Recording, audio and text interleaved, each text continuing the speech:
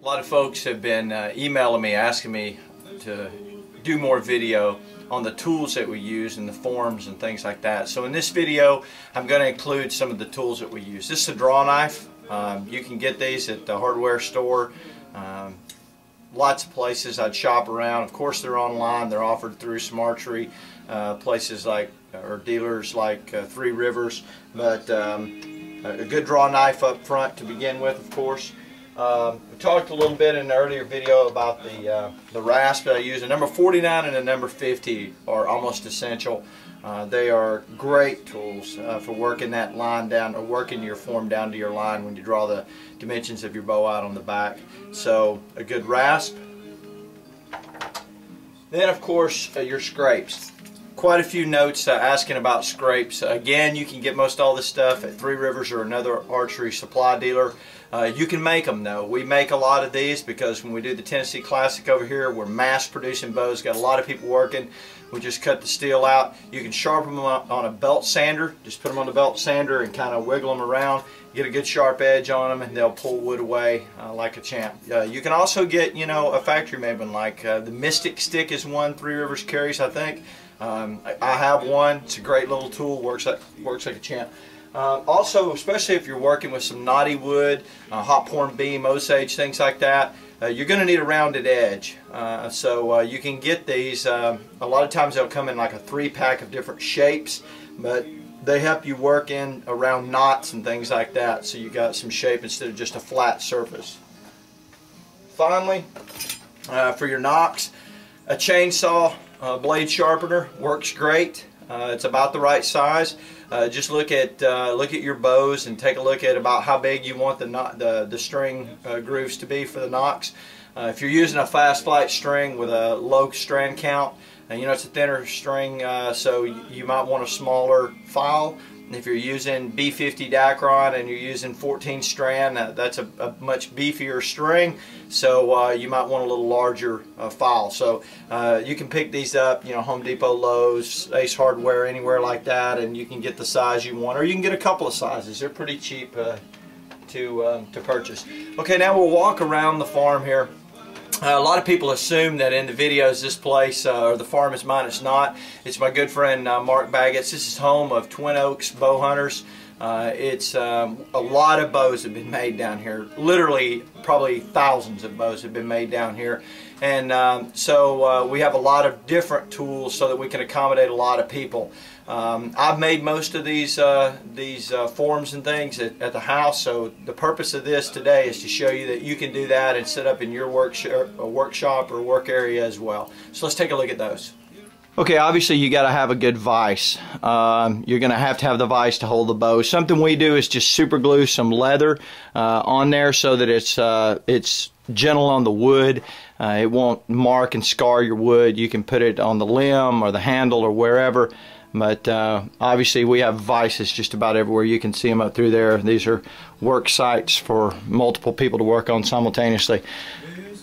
Of course, we use a bandsaw. This is the big bandsaw that we cut from stave out to, once we draw the bow in, we use this one first to cut it out. A good belt sander. And you can get away without these two tools. You know, you figure it out. You can saw that thing down. You could rasp it down, however you want to do it. But this is the way that we do it. Now, we also have a small bandsaw, and this helps working around the handle, small areas, the nocks, down at the tips of the limbs, places like that. We use this bandsaw for that. And now to the forms. We have several different forms here, and you can see some hanging on the wall that are of different degree of recurve. We don't make a recurve per se. We put a lot of bend in some of these bows, but the string, once it's strong, although you'll see we call it flipping the tips, the string goes from tip to tip. We have made recurves down here, but typically we don't. That's about the most that we put in one, as you see right there. And it'll still be a long bow, but you really will get good performance out of. The bow shoots smoother. We think it's a little faster. It's arguable. We put some in the chronometer, and it really didn't speed it up tremendously, but it sure does shoot smoother. Here's some with not much reflex in it. And you can just build these. You see, that's just a 2x4. You draw your dimension out there and cut it. You see that little notch in the end? That's so you can get that C-clamp on there to clamp your limb down to it. That's important as you're building this thing.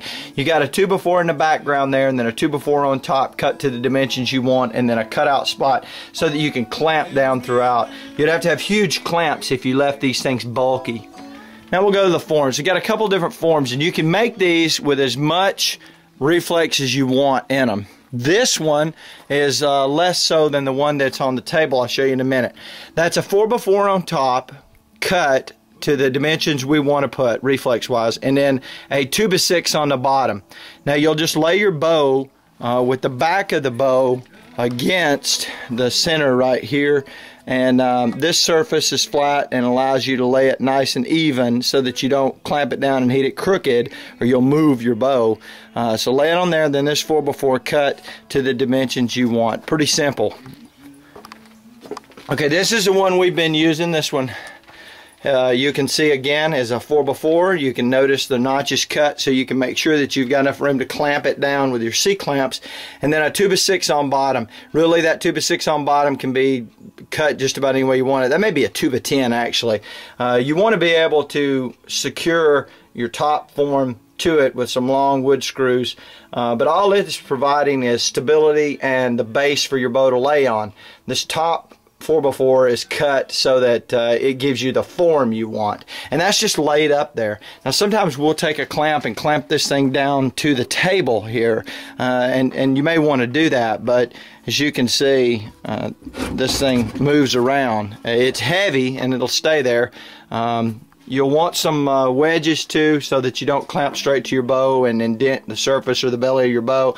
We put those wood those wood chips there, just scraps, against the C-clamp, so that that's what's pressing against the bow. And then of course a good heat gun. I've talked about that before. You can get those at Lowe's, Home Depot, Ace Hardware, wherever you want.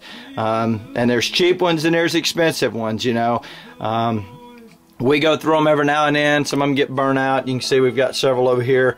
But usually I spend, you know, 50 bucks or so and get a pretty good one, and they last. Mine's lasted a lot ever since I've been making bows, the one that I have at home. C-clamps, kind of pricey to be honest with you, but you can see we use a lot of them. Sometimes we're doing multiple bows at once, so we need them, but these are a good investment. They'll last forever. Make sure you get them big enough, the ones you want. And then for the tips, I like these clamps that you can crank. These here, I use that for the tips on every one I do. I do on this big form, and on when I'm flipping the tips down with the small form. Those things are very handy. I think almost essential. You can do it with C-clamps, but I really like those. That's really about all the tools that you need. You can see that we're set up here at Twin Oaks for a lot of people to work on bows. So you know, if you're ever wanting to learn to make a bow, this is the place to come. The Tennessee Classic in May. You'll have more help than you know what to do with. People will be glad to help you build your first bow. Here's some tiller and trees too. You can buy these or make them. I made one out of a 2x4. All I did was cut the groove and then cut those string grooves down it. You can put that in the vise up on the upper end to stand up. You've seen that in some of my videos. But come on over and join us in May at the Tennessee Classic and get all the help you want in getting started. It's really seems intimidating to folks when they're first starting out. It's hard to read a book and understand something that you've never done before, but when you come over here and get some help, it's amazing how fast you'll pick up the little tricks of the trade.